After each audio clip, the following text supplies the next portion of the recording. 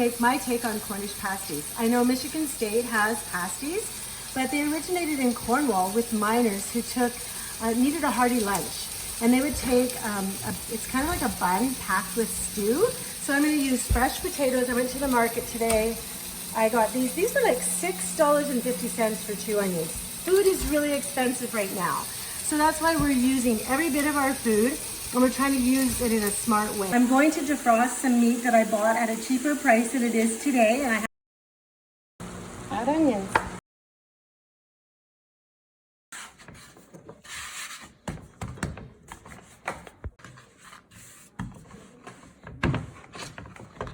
Okay, this pasty, the one I'm working on right now, is made with curry and cumin.